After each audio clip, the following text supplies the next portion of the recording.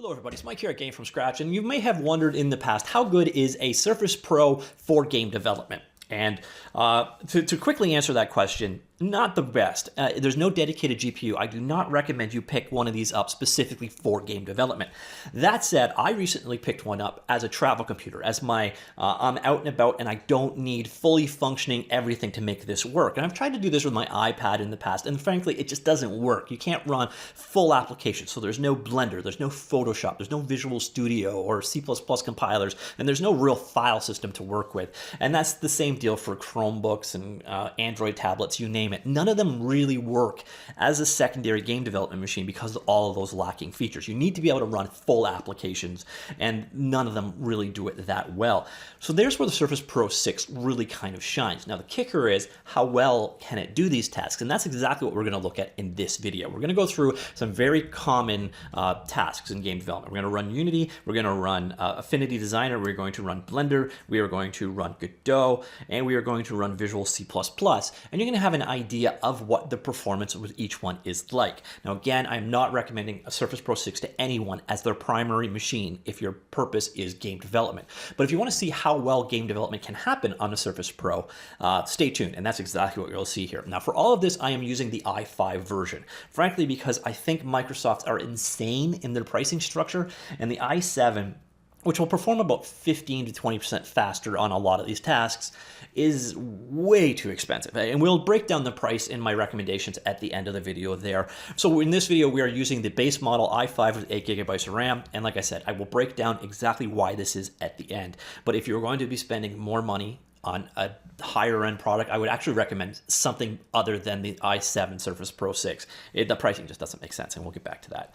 All right, so without further ado, let's jump in and see what game development looks like on a Surface Pro 6. Now for this first task, we're going to show you Blender in action. Now this is Blender 2.8, which is still a beta, but I think you're actually going to be shocked at how good or how tolerable the performance is here overall. Now, keep in mind again, this guy does not have a dedicated GPU. And in fact, the Surface Pro i5 doesn't even have cooling. So there's no fans in there to heat up. And here you see we are running it and we're loading one of the examples available from the Blender Foundation. And you're seeing it in the new real-time Eevee renderer. And we're gonna toggle around the viewport a bit here, see how the performance looks.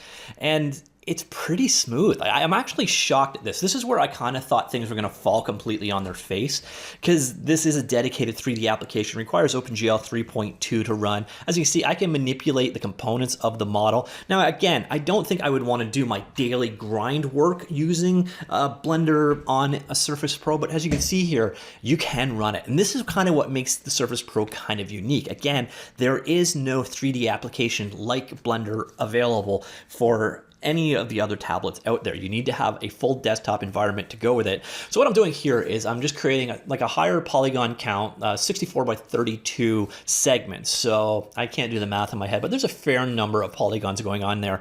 And I'm just going into the sculpt mode, play with a couple of sculpt tools, and you can see how real-time feedback is. And you see it's performing pretty well. So if you were going we got polygon counts down here. So we're looking at 2K faces, 4K triangles, so not a huge model. Keep in mind, modern day games might have 100K plus faces on a good quality 3D asset. But you see here, we can do some real-time modeling and sculpting. And here we are in edit mode, which is often a bit of a pig once you get into the drawing of the wireframe over the mesh. That was traditionally one of those things that slowed down integrated graphics on Blender in the past, and the performance is not bad. Here we are just subdivided. We are now sitting at 65,000 polygons, and we haven't choked out. So this really can be used for 3D modeling on the go. It is starting to get a little warm at this point, but not disconcertingly so. So definitely Blender I consider good enough. Now we're taking a look at Affinity Designer, my vector graphics application of choice. And we're not going to do a whole lot here, but I'm going to show you what the performance is like. First off, loading, which is why I start at the very beginning for all of these captures.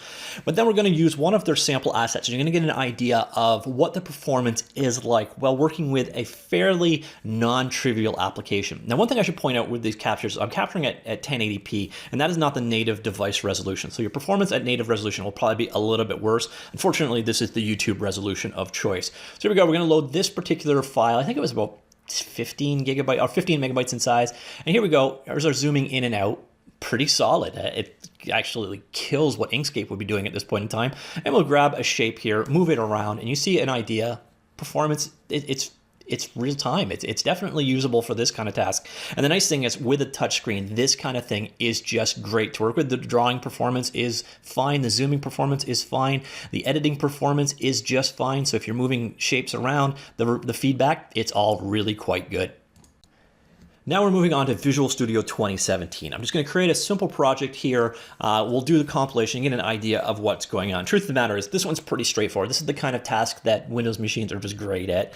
8 gigs of RAM, the 16 gig model, you would definitely get better performance. And this is where your i7 versus i5 would really shine. So you probably would see the most performance gain with the high-end model on this particular example. But here we go. We're going to just change out the code. We're going to dump in a different example. So this is just a sample Allegro file. I just did it so that we could bring in the dependencies that we needed and show you what the compilation process is like. Switch out the image there. This is from an Allegro example I did in the past. As you can see, the editing experience is just fine. Moving around the editor is just fine. Everything performs like you would expect. Nothing really magical or special there. Oh, I just need the file to actually have this so that the code actually runs when I run it. And then we'll go back over here. It is time to add the dependencies. So we're going to use a NuGet dependency right here. We're going to bring in the Allegro files next. And everything is pretty much real-time feedback. This would be no faster on a Cray supercomputer than it is right now. It's, again, when I go ahead and hit the compilation button, that's when the difference is going to come in. But even in this simple example, so we're adding the package, resolving the dependencies right now. That's probably more of a test of the networking than it is of the actual device itself, which, by the way, the networking has been great so far. And the typing experience for actually coding this keyboard, and you don't buy this thing without the keyboard. The keyboard makes it, and the keyboard is very, very good. By far and away, the best tablet style keyboard I've used yet. All right, so here we go. Start the compile right now. It's building started, and it's done. So you got an idea. Code-wise, it's just fine. Now we're moving on to Unity. Here you can see, I always start from the very beginning so you can see how long it takes to load a project up, but this is basically just using the standard assets project. We're going to load in the car demo, and here's where you're going to see the Surface Pro really start to struggle at this point in time. When I start moving around and manipulating the scene, you're going to see some jankiness, and that what you're seeing there, that's not a capture artifact. This is kind of chunky and slow. Now it works. You can definitely run Unity inside of Surface Pro 6, but this is again where it really starts to struggle a bit, and you can see it. And we're going to go ahead and run the sample. Sorry about the volume, but not bad. It works this way, but you saw earlier on the assets. It was chopping out a bit. Now for our final capture, we're going to show Godot in action, and here the performance is a fair bit better than what we saw in Unity. And we're going to just load up the standard 3D platformer example. Not the most expansive of the, I don't think you could run any of the new HD pipeline stuff in Unity or the new third-person shooter demo in Godot. I would run at a couple of frames per second. But at a lower end thing, here you can see the 3D scene in action. We can navigate the scene just fine. We can move around in Godot just fine. This is very much functional, usable. The experience is fine. Now I did get into a bit of an artifact, as we will see in just a second, but I do find the process is quite workable, and it even performs even better in 2D. So if you're creating a 2D game in Unity or in Godot, I think you're just fine for the most part. But when you're dealing with 3D, keep it simple. Now here's one of the kickers: is I load up a different scene file. And I don't know if it's this scene file or an artifact of the machine I'm using, but as you can see here, the performance is not stellar. Now, another option you've got with Godot is potentially run the new GLES2, and it might perform a bit better. So that there is the Surface Pro 6 in a variety of game development tasks. Now, as I mentioned at the very beginning, it is not ideal. It's not the smoothest experience ever. You saw in Unity, we got some chunking, but for things like vector graphics drawing, it's flawless. It works just fine, even on a fairly detailed scene. For coding, again, just fine. You know, you might kind of struggle a little bit with that 8 gigs of RAM, but even today, most of the higher end laptops are still only shipping with 16 gigabytes of RAM, and 8 gigabytes works. And there's where kind of, in the previous generation of Surface, the Surface Pro 5, the RAM was lower, the CPUs were worse, and it kind of held you back. But with this jump up to the CPU that is in here, these i5 and i7s, they have the performance to do those tasks. And again, this is not a dedicated machine. I really wish it had Thunderbolt so you could plug in an external GPU, and then, you know, when you needed that extra power, it was an option for you. But I'm actually kind of shocked at how good it did in fact perform. Now let's go to the insanity of it all, the price. So when you look at a base level Surface, so this is bundled with the keyboard. The keyboard's like 120 bucks, I think. I bought mine Canada all told for about 1,300 bucks Canadian money, which is about $1,000 US, and that's with taxes and everything else. So you can get the base model on sale at all the time. Now the problem is, if you want to have anything, you've got to pay, and you've got to pay a lot. So let's say, just for example, we want to double the storage. So right now we're looking at 950 bucks bundled.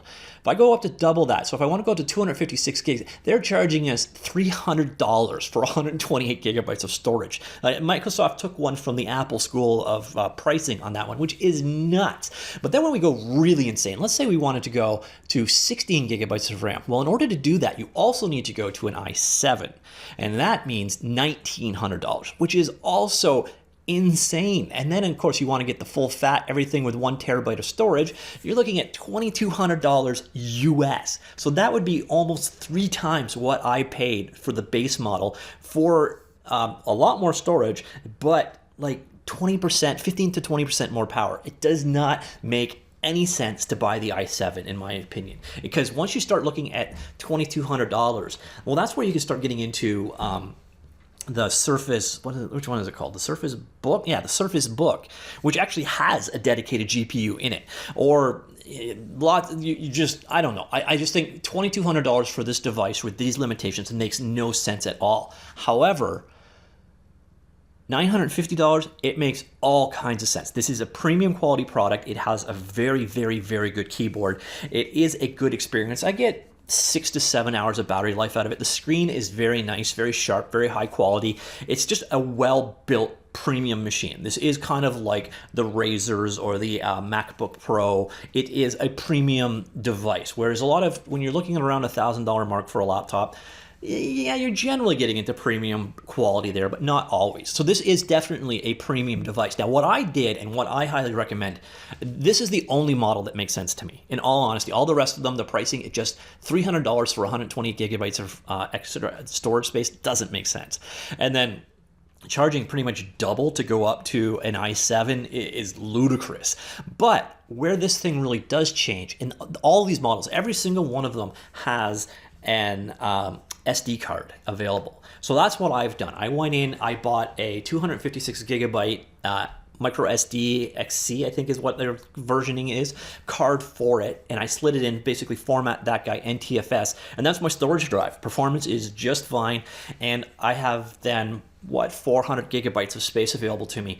It made a whole lot more sense than going this route. Also, of course, you do get a USB port. Unfortunately, not USB 3 Thunderbolt, as I mentioned earlier, but if you need to store things on a USB stick or anything like that, you can also do it that way. But you've got that micro SD slot behind the screen. You basically just throw a card in there and make it permanent storage, and you can get SD cards up to 512 gigabytes or more now. So you don't worry too much about this second number. It does not make sense to spend $300 for 128 gigabytes when you can spend 1/5 of that on an SD card and have the same end result. Now, do be sure to install your software still to the micro SD, because it is probably, the SSD, the built-in drive, because it probably is going to perform better. But with all of your data and storage and slower applications and such being off on a secondary device, it just works. It works great. And I do, in that regard, highly recommend the Surface Pro. And there's where I stand on this. I highly recommend the i5 version of the Surface Pro 6,